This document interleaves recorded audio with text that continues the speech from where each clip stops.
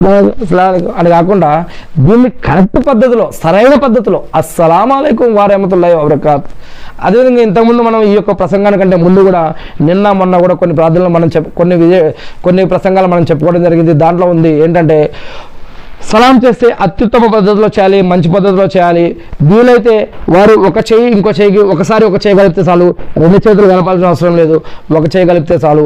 ఇంకా వీలైతే వారు మగవారు అయితే కనుక ఒకసారి మగవారు ఇంకొక మగవారికి ఇలా ఒకసారి ఆలింగనం ఇచ్చుకున్నా పర్వాలేదు, ఇవ్వకపోయినా పర్వాలేదు. ఇంకొకటి ఆడవారు మగవారు మాత్రం చేయి కలిపి సలాం చెప్పుకోవడానికి ఇస్లాం ఒప్పుకోదు.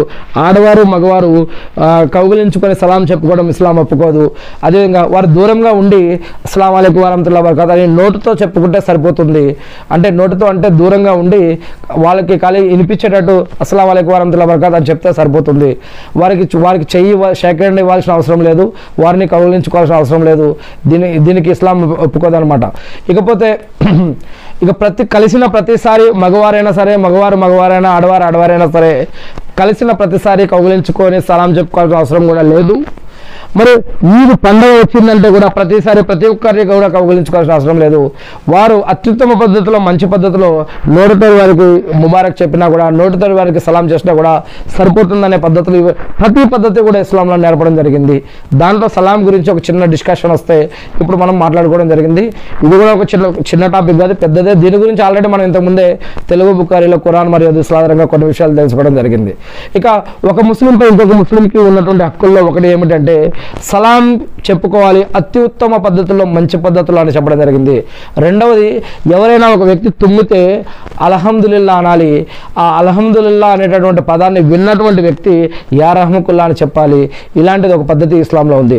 ఇక మూడవది, ఎవరైనా ఒక రోగంతో అనారోగ్యంతో ఉంటే వారిని పరామర్శించాలి, వారిని విజిట్ చేయాలి. వారు ఎవరైనా పేదవారు అయితే వారిని ఆదుకోవాలి, లేదా వారి కోసం ప్రార్థించాలి, వారి కోసం దువా చేయాలి. కనీసం వెళ్ళి వారికి ధైర్యం అన్నా చెప్పాలి, కనీసం వారిని చూసన్నా రావాలి.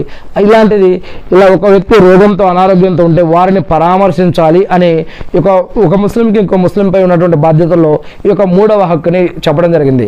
ఇక నాలుగవ హక్కు ఏమిటంటే ఆహ్వానిస్తే ఆహ్వానాన్ని స్వీకరించాలి అని. అంటే ఎవరైనా ఒక ఇస్లాంకి సంబంధించి ఇస్లాం పద్ధతుల్లో, జీవన పద్ధతుల్లో, ఆరాధన పద్ధతుల్లో ఎవరైనా ఒక ముస్లిం ఇంకొక ముస్లింకి ఏదైనా ఒక దావత్ ఇస్తే, దావత్ అంటే ఇప్పుడు హకీకా కానీ, లేకపోతే ఇంకా ఇఫ్తార్ కానీ, ఇంకేదైనా ఇటువంటివి ఏదైనా విందులు ఉంటే ఒక గెట్ టుగెదర్ విందు కానీ ఇటువంటిది ఏదైనా ఇస్తే ఇస్లాం పద్ధతుల్లో దాంట్లో షిర్క్ ఉండకూడదు, దాంట్లో బిదాత్ ఉండకూడదు, దాంట్లో హరాం ఉండకూడదు, దాంట్లో వడ్డీ ఉండకూడదు, ఇలా ఇంకా కొన్ని షరతులు ఉన్నాయి.